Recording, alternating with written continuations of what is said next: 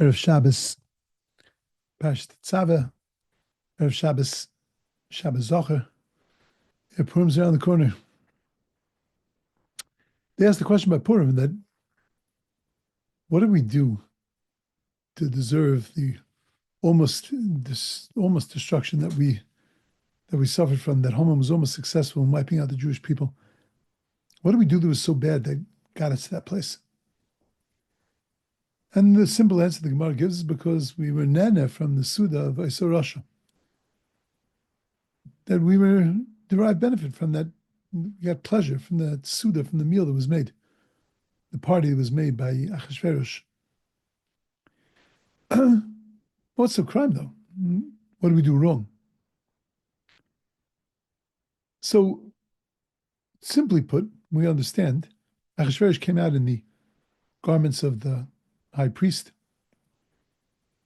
because the whole party was being made for a reason.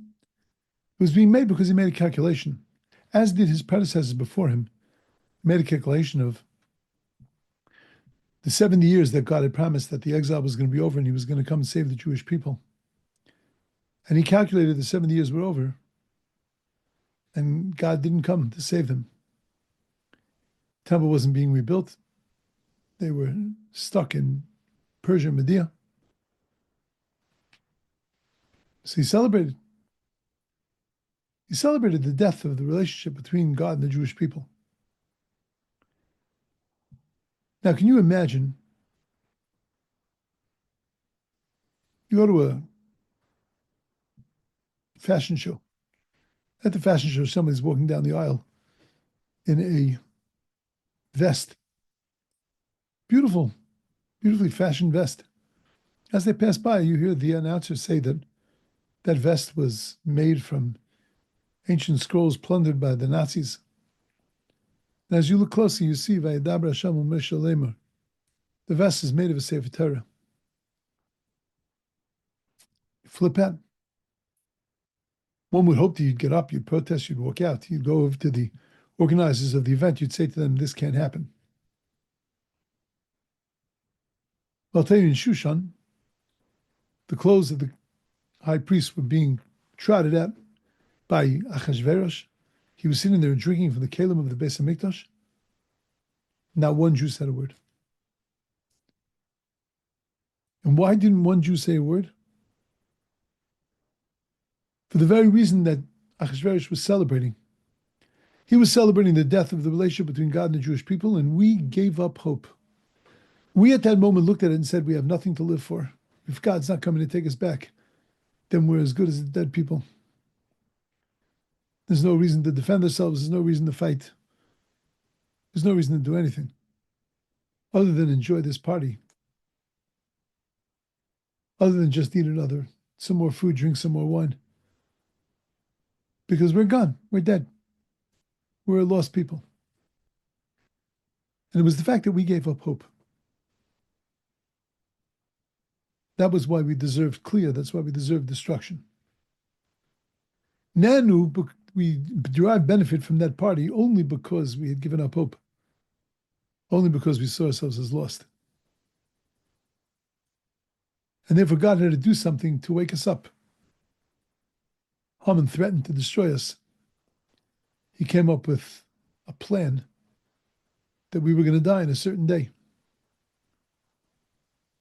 And it was through Esther and Mordechai that we woke up and we realized all is not lost.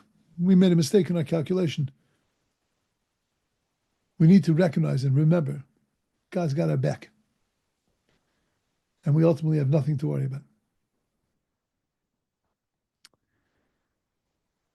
You know, that interplay, that realization that we can't give up hope. And that when we gave up hope, we almost got destroyed. And when we got our hope back, Kimu v'kiblu, we just reinvigorated ourselves. We got Torah back. We got all the things that were taken away from us. We got that back, and we got it back in spades.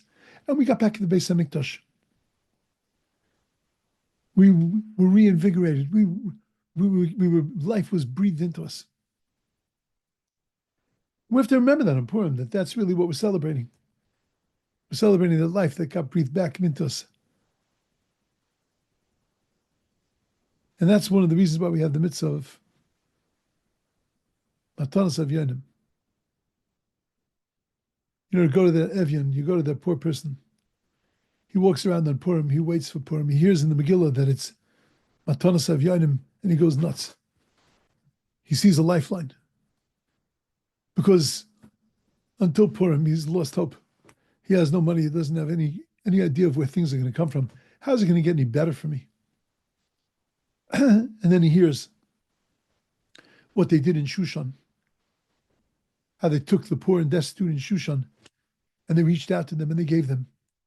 They sustained them. They gave them food and they gave them money, and they supported them. And when he hears that in the Megillah, it gives him life. That's why whenever we lay in the Megillah, we have to immediately give Matanas Avyanim. This year, Purim Meshulas in Yerushalayim. On Friday, we read the Megillah and we give Matanas Avyanim. Because as soon as they hear that lifeline, it invigorates them. Watch the face of the Aniyim that you give to and see how it lifts them up again. All is not lost. You're not alone, buddy. That's the message that God sent us on Purim. All is not lost. You're not alone, buddy. Don't get despondent. Don't let despair take you over. Just hang on. I got your back. And as long as we recognize that we are God's people and He's got our back, there's hope for us. Our enemies are constantly trying to do that. Take that away from us. Take away that hope. Put us into a sense of despair. Our latest enemy, Hamas, is doing a good job. Pulling out the rug from under our feet, that sense of security, making us dash in all directions. Slow down. Relax. God's got our backs. And sometimes we expect Rabbanim, our rabbinical leaders, to give us that reminder. And sometimes it comes from the most incredible places, the most unexpected places. Yadin Bibas was told in captivity that if he converts to Islam, he'll be in a better place.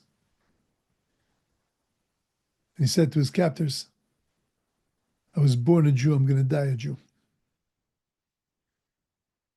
Story after story of those that were in captivity, of what they held on to, of the faith that they held on to, of the realization that God had their back, of making a bracha, saying a tefillah, saying the Shema, keeping Shabbos.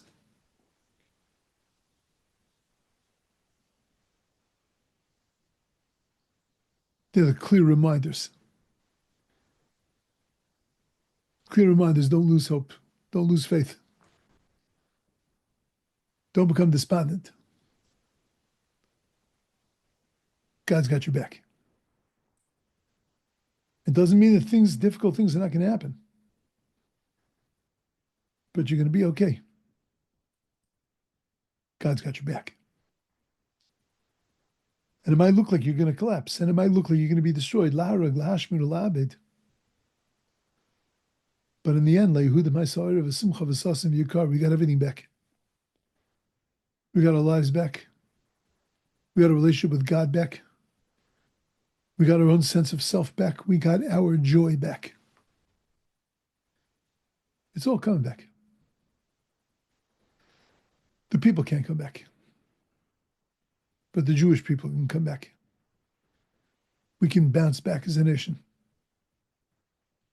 We can stand tall.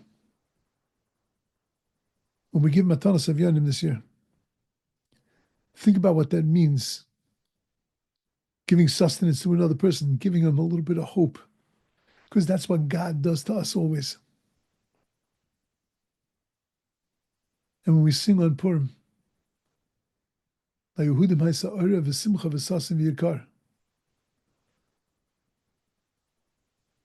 sing that not as something that happened in the past,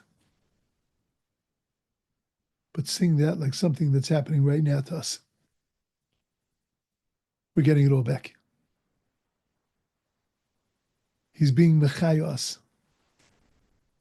He's giving us life. He's giving us strength. And all we have to do is just open our eyes. We've been a little despondent. And we've been a little cold. And therefore we've been threatened. But now that we're waking up, and we have so many teachers around us, every one of those people that have gone through hell are becoming our teachers in Emunah and Bitachon. Our teachers in the realization that God's got our back. And if we just get that message and internalize that, then we'll not just sing, but we'll live. La Yehudim ha'Sa'ara v'simcha v'sasim v'yakar. Kein ti alonu. That's the way it should be for us always.